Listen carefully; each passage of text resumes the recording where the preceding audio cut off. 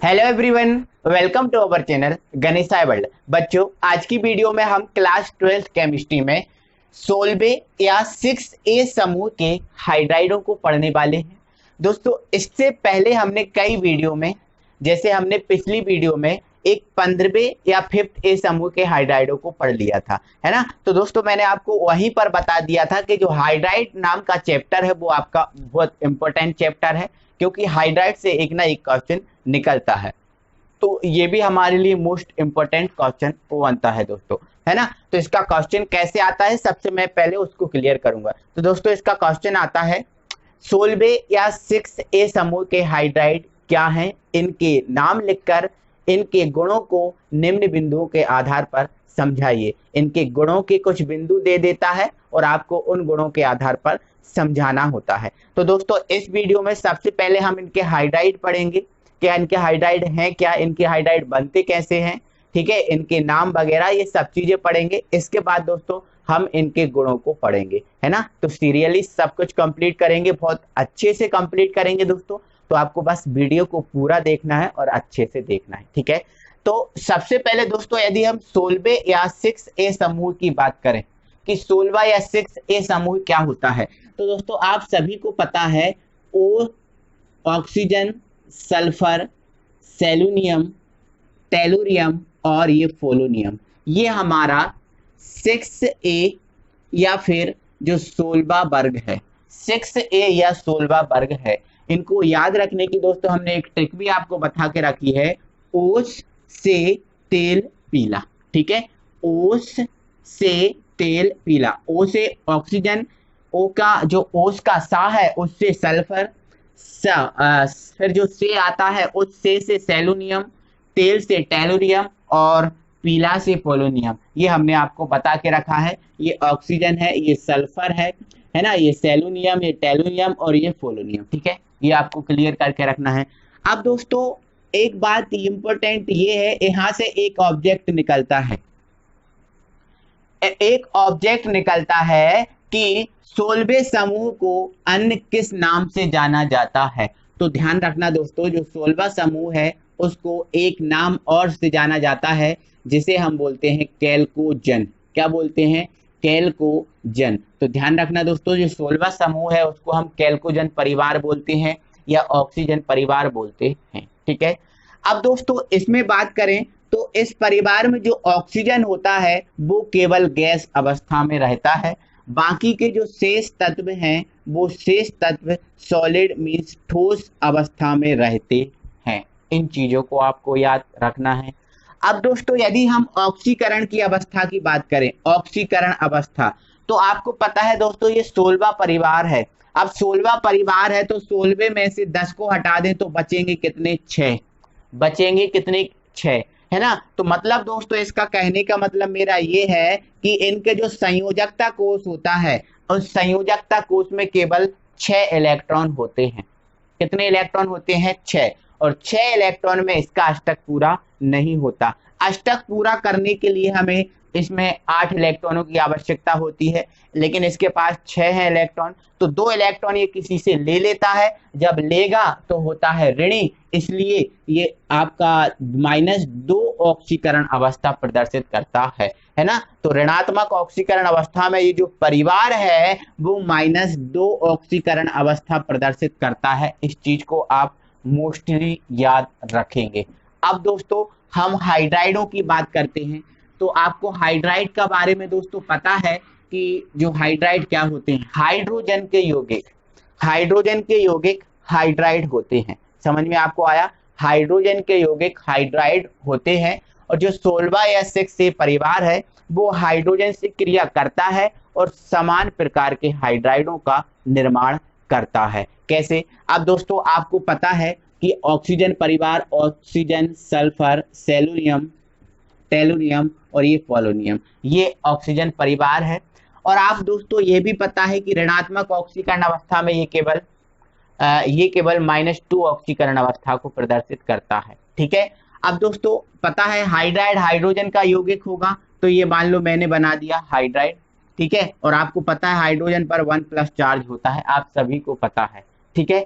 तो दोस्तों ये जो परिवार है हाइड्रोजन से सहयोग करता है और हाइड्राइड बनाता है, और ये लगभग समान प्रकार के हाइड्राइडों का निर्माण करता है। अब समान प्रकार के हाइड्राइडों का निर्माण करता है और जिसका दोस्तों जो सामान्य सूत्र है वो होता है H2M।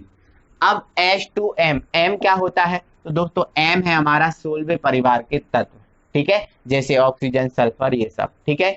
तो दोस्तों मैं आपको एक एक करके इनके हाइड्राइड को बताता हूँ। जैसे दोस्तों ऑक्सीजन और हाइड्रोजन आपस में सहयोग करेंगे तो हाइड्राइड क्या बनेगा, उस चीज को समझो, ठीक है। तो इसको मैं हाइड्रोजन को यहाँ पर लिख दे रहा हूँ, ठीक है।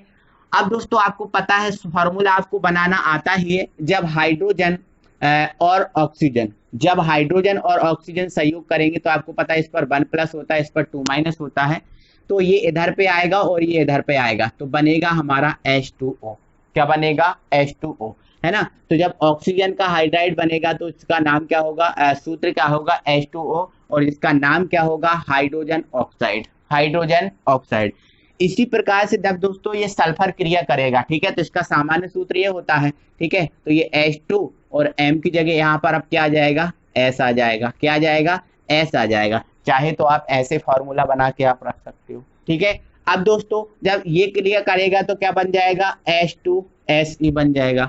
जब ये बनाएगा हाइड्राइड तो क्या बन जाएगा, H2Te बन जाएगा। और जब ये हाइड्राइड बनाएगा तो क्या बन जाएगा, H2PO। क्लियर है कहानी? अब नाम की बात आए तो इसका नाम हाइड्रोजन ऑक्साइड है, इसका नाम हाइड्रोजन सल्फाइड है, इसका नाम हाइड्रोजन सेलिनाइड है, इसका नाम हाइड्रोजन टेल्यूराइड है, और इसका नाम है हाइड्रोजन पॉलिनाइड। समझ में आपको आया? अब इसके बाद दोस्तों आप ये चीज समझ ही गए होंगे। अब इसकी मैं थोड़ी सी थ्योरी दिखाता हूं। ये दोस्तों कुछ इसकी थ्योरी है जो मैंने बताई, वही चीज है। 16वें समूह के तत्व हाइड्रोजन से सहयोग करके समान प्रकार के हाइड्राइड बनाते हैं, जिनका सामान्य सूत्र H2M होता है, जहां M होगा 16वें परिवार का तत्व, है ना। 16वें या 6 समूह के हाइड्राइड जो है वो निम्न है। मैंने सभी चीजों को एक एक करके समझा दिया है, बस आपको लिखने के लिए ये बताया है, ठीक है। ये नाम है hydrogen oxide, hydrogen sulphide, hydrogen selenide, hydrogen telluride, hydrogen polonide. ये चीजें आपको दोस्तों क्लियर हो गई होंगी। इसके बाद दोस्तों हमें इनके भौतिक गुण पढ़ना है, या फिर हम दोस्तों ऐसा कहें कि हाइड्राइडों के हमें गुण पढ़ना है, ठीक है। तो मैं यहाँ पर दोस्तों हेडिंग डालूंगा हाइड्राइडों के गुण, हाइड्राइडों के गुण, ये हेडिंग डालूंगा और आपको मैं एक एक करके बताता जाऊंगा। तो सबसे पहले दोस्तों मैं इन हाइड्राइडों के भौतिक गुणों में भौतिक अवस्था की बात करूंगा। किसकी बात करूंगा? भौतिक अवस्था, भौतिक अवस्था, ठीक है। ये भौतिक अवस्था हुई दोस्तों। अब यदि मैं भौतिक अवस्था की बात करूं, अब यदि मैं इन हाइड्राइडों के भौतिक अवस्था की बात करूं, तो दोस्तों केवल जो हाइड्रोजन H2O है, वो H2O केवल गैस अवस्था में रहता है। अवस्थाओं में, भौतिक अवस्था में केवल हम उसकी अवस्थाओं को बताते हैं, तो हमें इसमें अवस्थाओं को ही बताना है। तो दोस्तों यदि मैं इन हाइड्राइडों की बात करूं, तो इन हाइड्राइडों में जो H2O होता है वो केवल दोस्तों द्रव अवस्था में, हमें द्रव अवस्था में लिखना है, ठीक है। H2O जल होता है, वो द्रव अवस्था में होता है, ठीक है।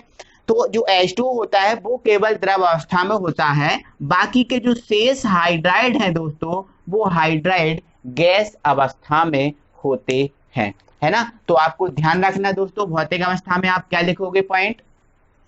6A समूह के हाइड्राइडों में H2O केवल द्रव अवस्था में रहता है एवं शेष हाइड्राइड गैस अवस्था में रहते हैं। ये आपको क्लियर हो जाएगा। इतना सब लिखने के बाद अच्छी से बढ़िया से आप दोस्तों यहाँ पर सभी हाइड्राइड को आप लिखोगे, और उनको लिखने के बाद आप क्या करोगे दोस्तों, H2PO, हाँ H2Te लिखना है, Te, और ये हमारा H2PO है ना, ये लिखोगे। और बढ़िया से आप इसके नीचे आप लिख लोगे ऐसा है डाल के, है ना, एरो लगा के, और लिख दोगे द्रव, और बाकी इसमें एरो लगा के आप क्या लिख दोगे, गैस। ये आपका बढ़िया सा पॉइंट बन जाएगा, ठीक है। तो दोस्तों आपको क्या लिखना है इस पॉइंट में, H2 6 से समूह के हाइड्राइडों में H2 द्रव अवस्था में होता है एवं शेष हाइड्राइड गैस अवस्था में होते हैं, और आप ये चीज उसके नीचे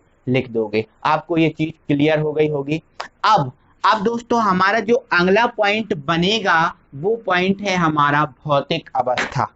क्या दोस्तों? भौतिक अवस्था हमारा हो गया है। हमारा जो दूसरा पॉइंट है वो है विषाक्त। क्या? विषाक्त। मतलब दोस्तों इसमें हम विषैलेपन की बात बताएंगे कि कौन विषैला है और कौन विषैला नहीं है। तो दोस्तों आपको पता है जो जल होता है वो विषैला नहीं होता। तो दोस्तों यहाँ पर हम यदि बात करें H2O को छोड़कर जो शेष हाइड्राइड होते हैं वो सभी हाइड्राइड विषैली प्रकृति के होते हैं। मतलब आपको ये दिख रहा है ना, H2S, H2Se, H2T, H2PO, ये सभी हाइड्राइड विषैली प्रकृति के हैं। केवल किसको छोड़ दिया जाए? H2O को छोड़ दिया जाए। तो आप इसमें क्या लिखोगे दोस्तों? H2O को छोड़कर शेष सभी हाइड्राइड विषैली प्रकृति के होते हैं। बस यही चीज इस पॉइंट में आपको लिखनी है और फिनिश कर देना। इसके बाद दोस्तों हम थर्ड पॉइंट की बात करें, और थर्ड पॉइंट में हम दोस्तों देखेंगे गलनांक क्वथनांक। क्या दोस्तों? गलनांक क्वथनांक। ठीक है, एक मिनट दोस्तों। क्वथनांक ये हमारा थर्ड पॉइंट है। तो दोस्तों एक चीज तो आपको पता है, क्या? कि आपको दोस्तों मैंने बता के रखा है कि सबसे अधिक गलनांक क्वथनांक रहता है ठोस का, उससे कम द्रव का, और सबसे कम किसका रहता है? गैस का। लेकिन दोस्तों हमें यहाँ पर गैस और द्रव दो ही चीजें मिली हुई हैं। तो आप यदि गैस और द्रव में तुलना करें तो सबसे गलनांक क्वथनांक किसका होगा? ज्यादा द्रव का होगा। सबसे अधिक गलनांक क्वथनांक किसका होगा? द्रव का होगा। और सबसे कम गलनांक क्वथनांक किसका होगा? गैस का होगा। तो आप इस पॉइंट में क्या लिखोगे? 6A समूह के हाइड्राइडों में H2O का गलनांक क्वथनांक सबसे अधिक होगा। क्यों होगा? क्योंकि ये द्रव अवस्था में है। मैंने आपको एक चीज बता के रखी है कि सबसे अधिक जो गलनांक क्वथनांक होता है वो सॉलिड का होता है, इसके बाद लिक्विड का होता है, और इसके बाद दोस्तों किसका होता है? गैस का। सबसे अधिक सॉलिड का और सबसे कम गैस का, है ना। अब यदि इन दोनों की बात करें तो इन दोनों में सबसे अधिक किसका होगा? इसका होगा। और सबसे कम किसका होगा? इसका होगा। तो सबसे अधिक गलनांक क्वथनांक द्रव का होगा और सबसे कम किसका होगा? गैस का होगा। ठीक है, तो इसमें आप क्या लिख लोगे, है ना? 6A समूह के हाइड्राइडों में H2O का गलनांक क्वथनांक सबसे अधिक होता है, एवं H2S से H2PO की ओर जाने पर गलनांक क्वथनांक का मान बढ़ता है। क्या होता है? बढ़ता है। या फिर आप ऐसा लिख देना कि H2O का गलनांक क्वथनांक सबसे अधिक होता है एवं शेष हाइड्राइडों का गलनांक क्वथनांक कम होता है। बस ऐसे पॉइंट आप लिख देना, अच्छे से जमा देना, आपका आंसर हो जाएगा ये पॉइंट कंप्लीट। इसके बाद दोस्तों हम अगला पॉइंट देखते हैं। दोस्तों हमारा नेक्स्ट गुण है अपचायक गुण। तो अपचायक क्या होता है उसको समझो। तो दोस्तों आप सभी को पता है अपचायक मतलब H+ दान करने की क्षमता, जिसकी पास ज्यादा होती है उसे हम क्या बोलते हैं? अपचायक। मतलब सीधी सी बात, H+ का दान करना अपचायक गुण कहलाता है। ठीक है, अब दोस्तों एक चीज आपको पता है कि ये हाइड्राइड है, और हाइड्राइडों में ऊपर से नीचे जब जाते हैं, या फिर हम ऐसा कहें जब ऊपर से नीचे जाते हैं तो हम वर्ग में जाते हैं। ठीक है, वर्ग में ही हम ऊपर से नीचे चलते हैं। और आपको एक चीज पता है दोस्तों, वर्ग में जब ऊपर से नीचे जाते हैं तो परमाणु त्रिज्या का मान बिल्कुल बढ़ता है। परमाणु त्रिज्या का मान बढ़ता है तो नाभिक से क्या होता है? अंतिम कोश की दूरी बढ़ती है। अब अंतिम कोश की दूरी बढ़ने का मतलब क्या है दोस्तों? जो नाभिक है उसका आकर्षण कम होता है। जब नाभिक का आकर्षण कम होगा तो भाई ध्यान, मतलब उसका आकर्षण कम होगा तो उसकी जो बीच की जो मजबूती है वो भी क्या होगी? कम होगी। जब मजबूती कम होगी, इनका अट्रैक्शन कम होगा, तो जो बाहरी परमाणु है वो आसानी से बाहर निकाल देगा, ये तो दोस्तों वही एग्जाम्पल हुआ ना कि मेरी क्लास में 5 बच्चे पढ़ रहे हैं तो उसमें मेरा अट्रैक्शन ज्यादा रहेगा। लेकिन मेरी क्लास में यदि 1000 बच्चे बैठे हुए हैं, मैं 1000 बच्चों को पढ़ा रहा हूं, क्या मेरा जो ध्यान है वो 1000 बच्चों के ऊपर पहुंच पाएगा? बिल्कुल नहीं पहुंच पाएगा। तो अट्रैक्शन मेरा क्या हो जाएगा दोस्तों? कम हो जाएगा, घट जाएगा। तो उस स्थिति में सभी पर ध्यान नहीं दे पाऊंगा, तो मेरा उनसे बंध है ना वो टूट जाएगा। तो वही कहानी है दोस्तों कि जब हम ऊपर से नीचे की ओर जाते हैं तो इसमें जो हाइड्राइड होते हैं उनमें H+ दान करने की क्षमता बढ़ती है, और जब H+ दान करने की क्षमता ऊपर से नीचे की ओर बढ़ती है तो हमारा जो अपचायक गुण है वो भी क्या होगा, बढ़ेगा, क्योंकि अपचायक का मतलब H+ दान करना। और जस्ट सेम होता है अम्लीय। अम्लीय गुण का भी मतलब दोस्तों ये होता है कि H+ दान करना। तो सीधी सी बात मेरी कहने की सिर्फ ये है दोस्तों कि जो अपचायक गुण होता है वो अपचायक गुण H2O से H2PO की ओर चलने पर बढ़ता है। क्यों? क्योंकि ऊपर से नीचे की ओर चलने पर H+ दान करने की क्षमता क्या होती है, बढ़ती है। ठीक है, तो आपको क्या लिखना है, H2O, H2S, H2SE, ठीक है, H2TE और H2PO। ठीक है, तो ध्यान रखना दोस्तों, जब हम H2O से H2PO की ओर जाएंगे तो जो अपचायक गुण है वो होगा, बढ़ेगा, है ना। तो ये अपचायक गुण का क्या हो जाएगा दोस्तों, बढ़ता क्रम। तो इस पॉइंट में आप क्या लिखोगे, है ना, 6 से समूह के हाइड्राइडों में H2O से H2PO की ओर चलने पर अपचायक गुण का मान या अपचायक गुण बढ़ता है। सेम पॉइंट अम्लीय का आ जाएगा, यदि अम्लीय का बनाना चाहते हो, है ना, तो 6 से समूह के हाइड्राइडों में H2O से H2PO की ओर चलने पर अम्लीय गुण बढ़ता है, और बढ़िया से ये बनाओगे, उसके नीचे लिख दोगे अपचायक या अम्लीय गुण का बढ़ता क्रम। दोस्तों ये चीज आप क्लियर कर लोगे, ये आप पॉइंट लिख लोगे अपनी कॉपी में। इसके बाद दोस्तों मैं आपको बताता हूं क्षारीय गुण। क्या दोस्तों, क्षारीय गुण, है ना, कौन सा गुण, क्षारीय गुण, है ना। इसको मैं ब्रैकेट में लिख दे रहा हूं दोस्तों, ऑक्सीकारक गुण, ऑक्सीकारक गुण। ठीक है, क्योंकि क्षारीय और ऑक्सीकारक एक ही चीज होती है। अब दोस्तों हमने आपको बताया अभी अपचायक गुण, और अपचायक गुण के बिल्कुल जस्ट अपोजिट विपरीत होता है क्षारीय गुण। अम्लीय का मतलब अपचायक का मतलब H+ दान करना होता है, अम्लीय का मतलब H+ दान करना होता है, और यहाँ पर जो क्षारीय है, इस क्षारीय का मतलब H+ ग्रहण करना होता है। इस ऑक्सीकारक का मतलब भी H+ ग्रहण करना होता है। तो अम्लीय और अपचायक का मतलब दान करना, और इनका मतलब क्या होता है, ग्रहण करना। तो दोस्तों आपको ऊपर से नीचे जाने पर जो H+ दान करने की क्षमता क्या होती है, बढ़ती है। तो अपचायक गुण क्या होता है, बढ़ता है। तो ये उसका उल्टा है, तो अपचायक गुण ऊपर से नीचे की ओर बढ़ता है, तो जो क्षारीय और ऑक्सीकारक गुण है ऊपर से नीचे की ओर क्या होंगे, घटेंगे, क्योंकि ये उसके विपरीत होते हैं, है ना। तो आपको ध्यान रखना है दोस्तों कि 6 से समूह के हाइड्राइडों में क्षारीय गुण या ऑक्सीकारक गुण H2O से H2PO की ओर घटता है। तो ये दोस्तों इसका घटता क्रम है। कौन सा क्रम है, घटता क्रम है। तो आपको क्या लिखना है दोस्तों, 6 से समूह के हाइड्राइडों में H2O से H2PO की ओर चलने पर क्षारीय गुण या ऑक्सीकारक गुण घटता है। ये आप एडजस्ट कर लेना दोनों पॉइंटों को। इसके बाद दोस्तों हम आपको अगला गुण दिखाते हैं।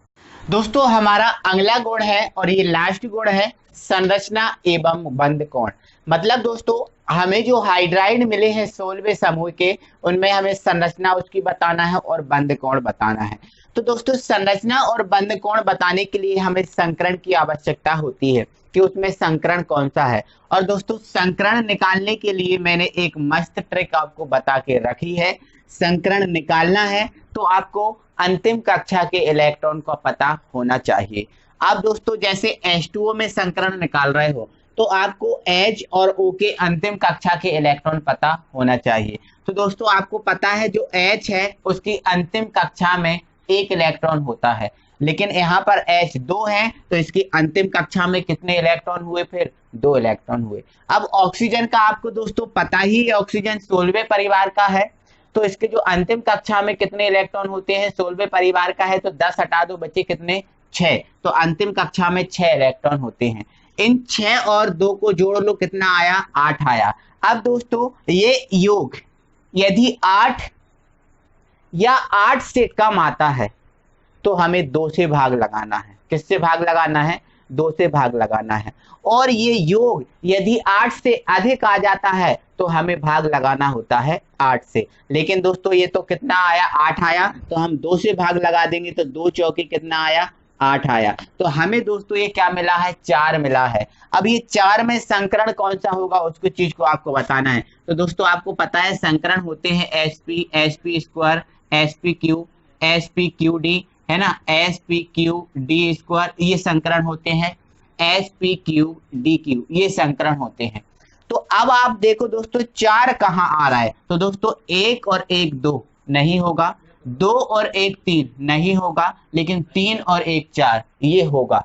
तो 4 किस में आ रहा है, sp3 में आ रहा है। तो इसका जो संकरण होगा वो क्या होगा, sp3 होगा। इसका मतलब ये है दोस्तों कि जो 6a परिवार है, इस 6a परिवार में कौन सा संकरण होता है, sp3 संकरण होता है। इस चीज को आपको याद रखना है। अब दोस्तों अब बोलोगे सर आपने इसका निकाल के बताओ, इसका बताओ, तो दोस्तों हम इसका भी बता देंगे। इसके 2, इसके 6, 8 हो गए, 8 में 2 से भाग लगाया फिर यही आएगा। सब में ऐसा ही आना है, सब में संकरण यही आएगा, ठीक है। तो सब में कौन से संकरण होता है, sp3 संकरण होता है, ठीक है। तो एक बात तो आपको क्लियर हो गई कि 6 से समूह के जो हाइड्राइड होते हैं वो sp3 संकरण में होते हैं। अब दोस्तों sp3 संकरण में होने के कारण क्या होता है, जो इनकी संरचना होती है वो संरचना होती है चतुष्फलकीय। क्या होती है, चतुष्फलकीय, 4 फलकों वाली संरचना होती है। और इसका जो बंद कोण होता है वो 109 डिग्री 28 मिनट का होता है। क्यों होता है, अब दोस्तों आपने संकरण पढ़ा है 11th में, जब sp3 संकरण होता है तो संरचना होती है इसकी चतुष्फलकीय, और जो बंद कोण होता है वो होता है 109 डिग्री 28 मिनट का होता है। लेकिन किंतु परंतु, अब ये लेकिन किंतु परंतु क्या है, तो दोस्तों आपको लेकिन किंतु परंतु ये चीज है, देखो आपको पता है ये क्या है, H2O है। क्या है, H2O है। अब इस H2O में 2 H 1 O से जुड़े हुए हैं, इस H2O में 2 H 1 O से जुड़े हुए हैं। लेकिन आपको यह भी पता है जो ऑक्सीजन है उसके अंतिम कोश में 6 इलेक्ट्रॉन होते हैं। कितने इलेक्ट्रॉन होते हैं, 6 इलेक्ट्रॉन होते हैं। तो अब H2O की यदि संरचना बनाएं तो ये कुछ संरचना इस प्रकार से बनती है। समझ में आपको आ रहा है, H2O की या फिर किसी की भी संरचना बनाए तो कुछ इस प्रकार से बनती है। तो ऑक्सीजन परिवार के अंतिम कोश में कितने इलेक्ट्रॉन होते हैं, 6 इलेक्ट्रॉन होते हैं, जिनमें से उसने 2 इलेक्ट्रॉनों द्वारा बंध बना लिया है। ये 6 इलेक्ट्रॉनों में से 2 द्वारा बंध बना लिया है, एक बंध ये है और एक बंध है, 2 बंध बना लिए तो 2 इलेक्ट्रॉन निकल गए। अब बचे इसके पास कितने इलेक्ट्रॉन दोस्तों, 4 इलेक्ट्रॉन बचे। अब 4 इलेक्ट्रॉन बचे मतलब इसके पास दोस्तों 2 एकांकी इलेक्ट्रॉन युग्म बचे हैं। ये क्या है, एकांकी इलेक्ट्रॉन युग्म। अब ये एकांकी इलेक्ट्रॉन युग्म क्या होता है, तो दोस्तों ये एकांकी इलेक्ट्रॉन युग्म वह युग्म होता है जो बंध निर्माण में भाग नहीं लेते। अब देखो इन दो ने तो बंध निर्माण में भाग लिया, मतलब ये एकांकी इलेक्ट्रॉन नहीं है। अब इन्होंने बंध निर्माण में भाग नहीं लिया, मतलब ये 2 एकांकी इलेक्ट्रॉन युग्म है।